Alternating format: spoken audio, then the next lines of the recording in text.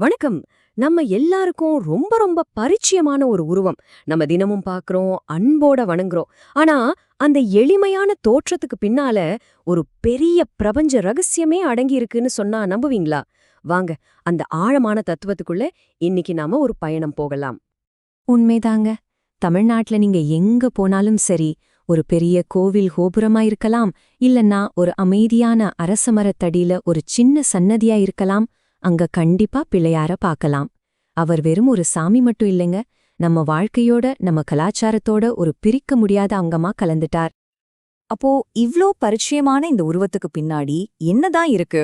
என்ன ஆழமான உண்மைகள அவர் நமக்கு சொல்றார்? வாங்க, இந்த கேள்விக்கு விடை தேடி நம்ம பயணத்தை ஒன்னாவே ஆரம்பிக்கலாம். இந்த உருவத்துக்குள்ள ஒளிஞ்சிருக்கிற பலருக்கும் தெரியாத தத்துவங்கள இப்ப நம்ம பார்க்க போறோம். பிள்ளையாரோட தத்துவத்தை நம்ம முழுசா புரிஞ்சுக்கணும்னா முதல்ல நம்ம பிரபஞ்சத்தோட மூல ஒலி, அதாவது பிரணவத்தை பத்தி தெரிஞ்சுக்கணும். அதுதான் எல்லாத்துக்கும் ஆரம்பம். இங்கேதான் விஷயமே இருக்கு பாருங்க. பிள்ளையாரோட தத்துவத்தை புரிஞ்சுக்க இது ஒரு முக்கியமான சாவி. அவரோட அந்த வளைஞ்ச துதிக்கையோ மொத்த உருவத்தையோ நல்லா கவனிச்சிங்கன்னா அது ஓம் அப்படிங்கிற பிரணவ மந்திரத்தோட வடிவத்திலேயே இருக்கும். அவர் அந்த மூல ஒலியோட ஒரு நேரடியான வடிவம், ஒரு திரு உருவம்னு சொல்லலாம். அப்போ பிரணவம்னா என்னன்னு கேக்குறீங்களா? ரொம்ப சிம்பிள். இந்த முழு பிரபஞ்சமும் எல்லா உயிர்களும் உருவாக காரணமான முதல் சத்தம், அந்த முதல் ஒலிதான் பிரணவம். இந்த ஒரு விஷயத்த நாம புரிஞ்சுக்கிட்டா போதும், பிள்ளையாரோட தத்துவம் நமக்கு ரொம்ப ஈஸியா விளங்கிடும்.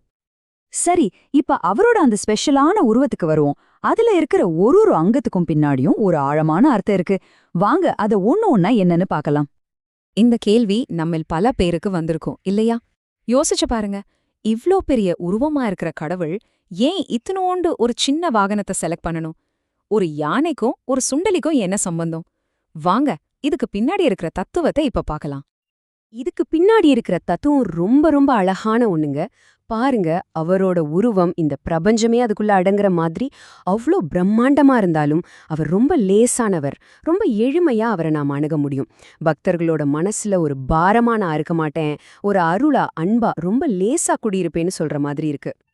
அடுத்தது, அவரோட உருவத்துல ஒளிஞ்சிருக்கிற இன்னொரு முக்கியமான விஷயம், அவர் முடிவே இல்லாத சந்தோஷத்தோட வடிவம். இத நீங்களே கொஞ்சம் யோசிச்சு பாருங்களேன்.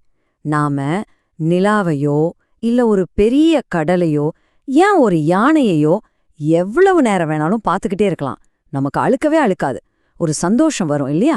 அதே மாதிரிதான் பிள்ளையாரோட உருவத்தை பார்க்கறதும் அது நம்ம மனசுல ஒரு தூய்மையான குறையாத ஆனந்தத்தை கொடுத்துக்கிட்டே இருக்கும்.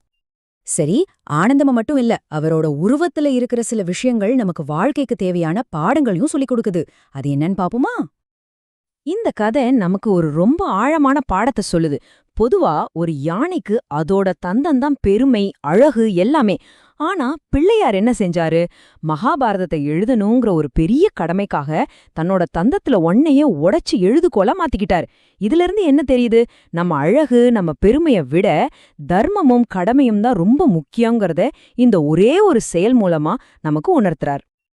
அதான் இதுல சொல்றாங்க, நம்மளோட அழகு, கௌரவம், கர்வம் இது எல்லாத்தையும் விட தர்மத்துக்காகவும் நீதிக்காகவும் செய்யப்படுற ஒரு விஷயம்தான் ரொம்ப பெருசுன்னு அவர் வாழ்ந்து காட்டியிருக்கார்.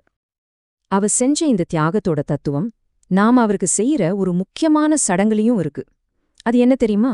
நாம உடைக்கிற தேங்காதான். தேங்காய் உடைக்கிறதோட தத்துவம் ரொம்ப ஆழமானது. இங்க பாருங்க, அந்த தேங்காயோட கடினமான சொரசொரப்பான ஓடு இருக்கு இல்லையா, அதுதான் நம்மளோட நான்ங்கிற அகங்காரம். எப்போ நாம அந்த அகங்காரத்தை சாமிக்கிட்ட அர்ப்பணிச்சு உடைக்கிறோமோ அப்போ உள்ள இருக்கிற அந்த இனிப்பான தூய்மையான இளநீர் மாதிரி இறைவனோட அருள் நமக்குள்ள கிடைக்கும்.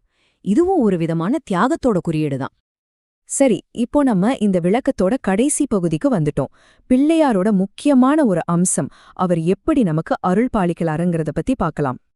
அதனாலதான் அவருக்கு விக்னேஸ்வரர்னு ஒரு பேர் இருக்கு.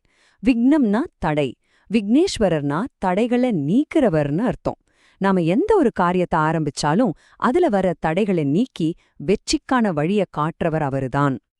அவரோட சக்திக்கு ஒரு சிறந்த உதாரணம்னா ஔவையாருக்கு நடந்த அந்த அற்புதத்தை சொல்லலாம். ஒரு நொடியில தன்னோட துதிக்கையால ஔவையார பூலோகத்திலிருந்து கைலாசத்துக்கே கொண்டு போயிட்டாரு. யோசிச்சு பாருங்க, நேரம், தூரம்னு நம்ம அறிவுக்கு எட்டின தடைகள் எல்லாத்தையும் தாண்டி தம் பக்தர்களுக்கு அருள் கொடுக்க அவரால ஒரே நொடியில முடியுங்கிறது இந்த ஒரு சம்பவம் நமக்கு தெளிவா காட்டுது. தடைகளை நொடியில உடைக்கிறது, முடிவில்லாத ஆனந்தத்தை அள்ளி கொடுக்கிறது. சுருக்கமா சொல்லணும்னா இதுதான் பிள்ளையாரோட தத்துவம்.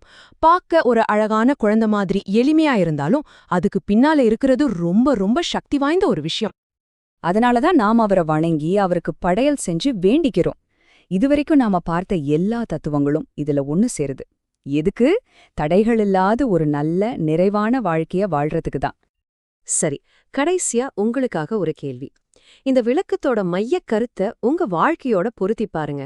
அந்த தேங்காய போல நமக்குள்ள இருக்கிற அருளை நம்ம முழுசா அடையணும்னா நாம உடைக்க வேண்டிய அந்த அகங்காரம் எது? கொஞ்சம் யோசிச்சு பாருங்க.